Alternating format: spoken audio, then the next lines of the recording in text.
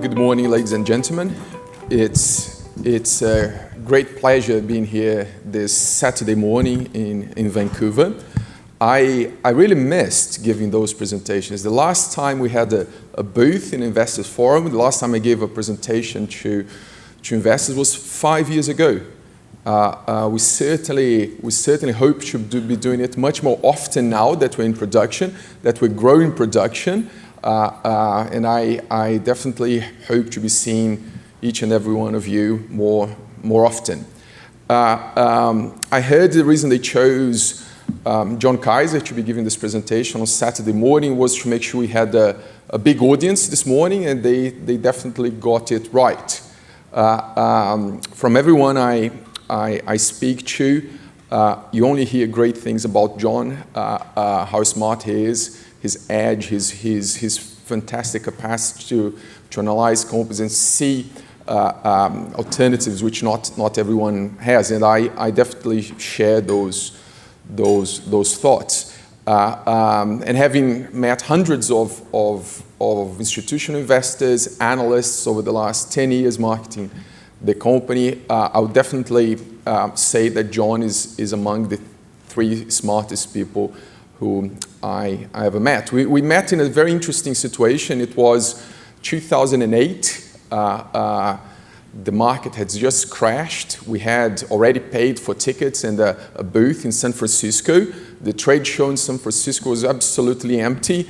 And there was John wandering around the corridors talking to companies. And that was the first opportunity we had to talk to him. And it has been a great pleasure how he has been following us for 10 years now. Over this period, he has written 29 reports on our progress. Not all of them were very nice to us, but he has written several documents, and they're all public on his website because they're old reports. And I understand he has been writing a new piece, which of course will be private to subscribers. So I heard him talking. Perhaps it's a great opportunity to, as he's working on this big piece and this new piece on the Verde Agritech, to be able to find out what's all about ahead of everyone else. I'm not going to be using a PowerPoint slide today. If you want to see a 1 hour long PowerPoint presentation going and covering all details on our company, we have a YouTube video, which isn't just a corporate type of managed YouTube video with corporate type of videos. It's something we do it. We use it to interact directly with investors, and I strongly recommend that you go on YouTube and click subscribe, click on the little bell so you get alerts whenever we stream live. That's something we're also doing on YouTube and streaming live.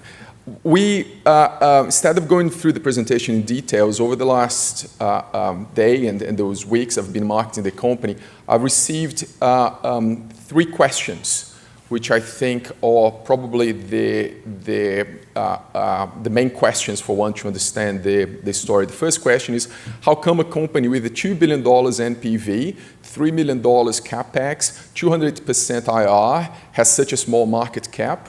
The other question is, how did we manage to keep only 40 million shares outstanding over the years? And the third question is, how are we going to convince farmers to switch from what they're using, imported potassium chloride, to our product? So I'm going to be answering those 3 questions which people have been asking throughout my marketing trip, institutional investors. But just for people who aren't familiar with the story yet, what we do is very simple. We have this massive deposit in Brazil. It's all open pit. It's a mineral. We produce a fertilizer. The process is very simple. So we scoop the rock, we crush it, we grind it, and then we sell it to farmers. We are located in Brazil. Brazil is if not one of the biggest agricultural powerhouses. In terms of fertilizers, in terms of potash, Brazil is the world's biggest importer of potash. It's the world's biggest free market for potash, just after China, and 95% of all potash used in Brazil is imported. So that's what we're doing. We've done a lot of trials, a lot of agroeconomic research. We began production last year, at the end of last year. So we had our initial sales at the end of last year. We are now increasing sales. We're now growing the business. We secured some debt from the Brazilian Development Bank for our new plant, which is under construction and will be operational early Q3. So that's a little bit of a summary on what we have, what we're doing, and answering those three questions. So the first question is, how come after all those years we only have 40 million shares outstanding and we've never done a rollback? I think the answer is our background is in farming. It's not on exploration. So we're very conservative, very cost conscious, like most farmers are. You have to do that. You have to be like that if you're a farmer. It's a very high risk activity, and it's not like you can go and ask for money to other investors. You go bankrupt. So as farmers, we've learned something else, which farmers often say, and the expression in Portuguese is that the eye of the owner fattens the pig. So the eye of the owner fattens the pig. So we are all down in Brazil. My board of directors, 4 out of 5 members, they live within a 3 hours drive. All the management team is there. We keep costs low, and we've been doing that. We've been doing that for the last 10 years. That is how we kept the share count down.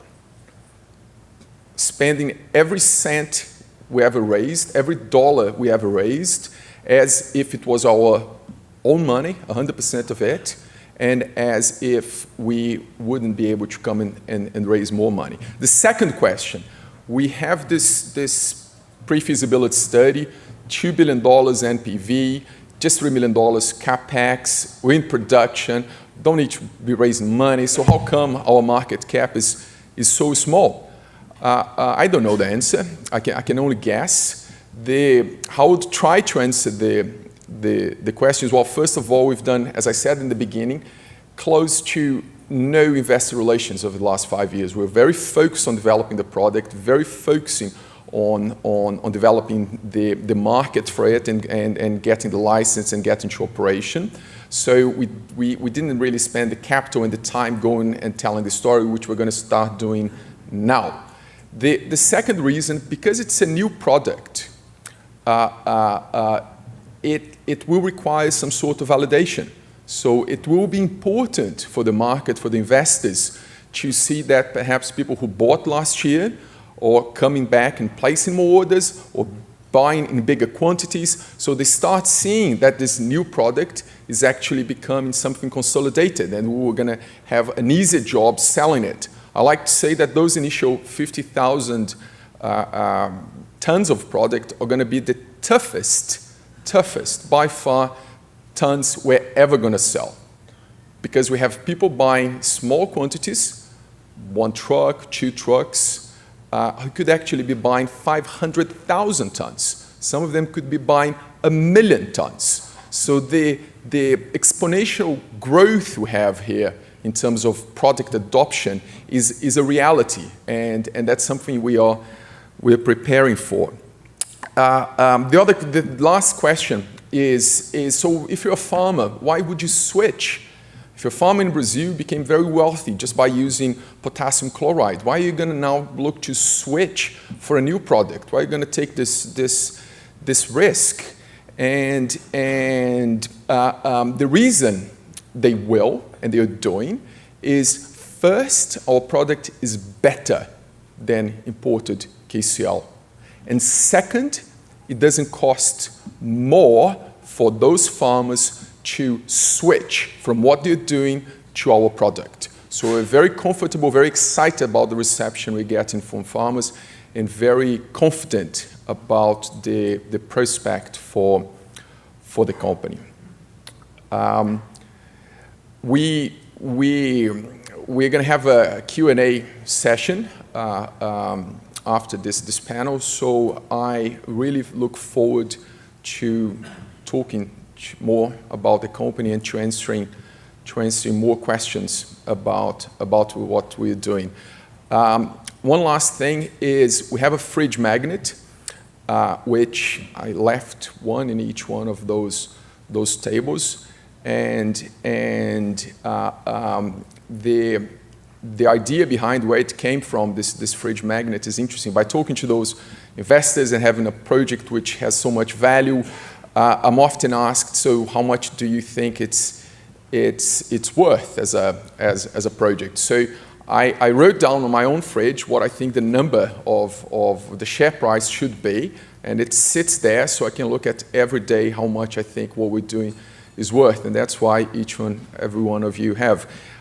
My time is up, but the original plan was there is 1 to 7 on this fridge magnet, but the idea was to very quickly tell you what the 7 numbers are, and I think should be written down if anyone wants to very quickly write down those 7 numbers on this fridge magnet. I'm sure your wife, your husband, are going to change it, clean, and write some chores later on. But at least for now, you can write down some numbers there. The first number is what was the share price on Friday. So you can go later on. It was what was the closing. So when you heard about this opportunity, what was our share price? The second number I like on this fridge magnet is our number of shares. 40 million. If things go according to plan, we mustn't have a different number or a much different number as we grow the company. The third one is an interesting one. Is John mentioned that is how much money we invested. We invested $60 million on the project, which is what it has costed us to do all the development, all of drilling, and it's about 2 times our current market capitalization. The other one is the resource size. But if you write down the resource size, there's lots of zeros there. So because it's in the billions of tons. So what you can do is to divide all of that resource by the Brazilian total potash consumption, and then you can work out how many years we could potentially supply 100% of the Brazilian potash market from our own deposit. The other one is an interesting one for you to calculate, and it's an easy one. You get our NPV from the pre-feasibility study, you divide that by the number of shares we have, so 2 billion divided by 40 million shares, and start having some idea on value. The 6th number is an interesting one, and this number is 0, and 0 is how much cash senior management and directors of Verde Agritech have received since December 2016. So we aren't paid in cash, we're paid in shares. That's how much we believe on what we're doing. And the final number you can write down if you want to contact me, if you want to call me at any time, if you want to ask questions, if you want to follow up the progress, is my personal cell phone number. So I will say it a couple of times. Anyone can write down and add me to WhatsApp, and feel free to contact me. The number is +55 31 9 8396 7645. So it's +55 31 9 8396 7645. So thanks a lot. It was a great pleasure. Thanks, John. Thank you, Chris.